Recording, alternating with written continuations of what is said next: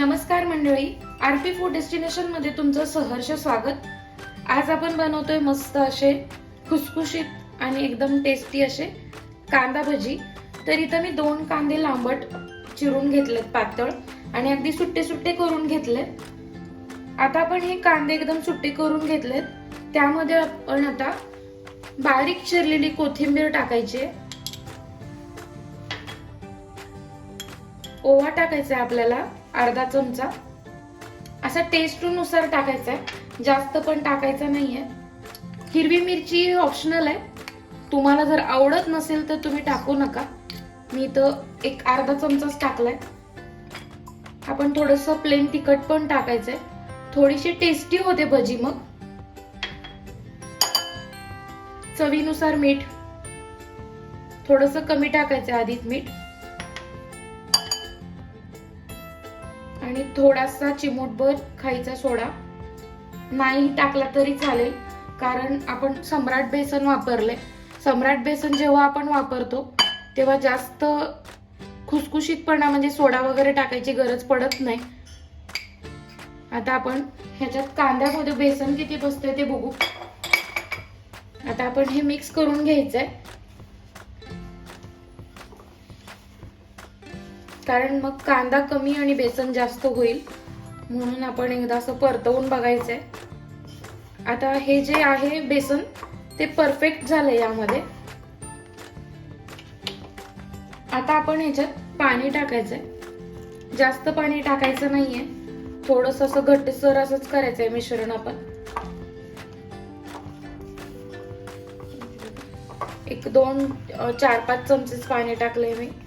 असं व्यवस्थित असं घट्ट असं मिश्रण झालंय, म्हणजे कांद्याला बरोबर कोटिंग होईल एवढंच बेसन परफेक्ट झालंय। आता आपलं मिश्रण तयार झालंय।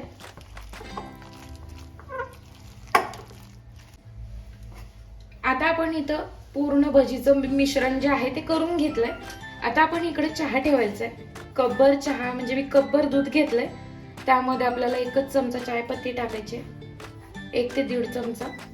तुम्ही प्रत्येक वेगळी वेगळी वापरतात, त्यामुळे तुमच्या अंदाजानुसार टाका। आपण तेल तापूपर्यंत चहा ठेवून घ्यायचंय। 2 चमचे साखर। आता आपण हा चहा गॅसवर ठेवून देऊया, इकडे भजी तळून होईपर्यंत आपला चहा बनवून तयार होतोय।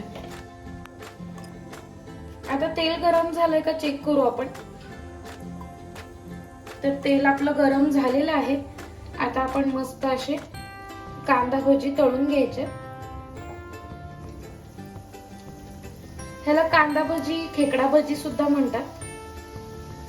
आता मस्त असे थंडीचे दिवस आहेत, चहा आणि मस्त असे कांदा भजी कॉम्बिनेशन खूप छान आहे।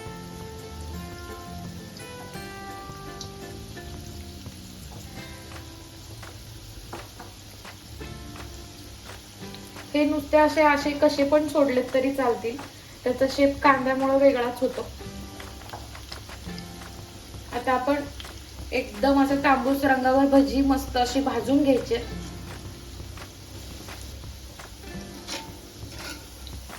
आता आपण पलटी करायची भजी, दुसरी साइड आपण भाजून घ्यायची।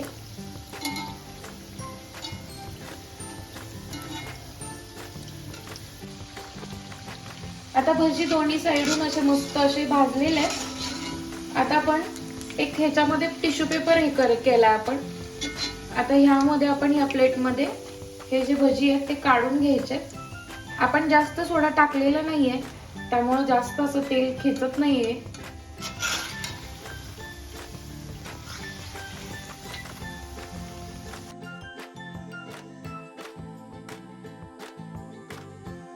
आता दुसऱ्या साइडला चहा पण तयार झालाय।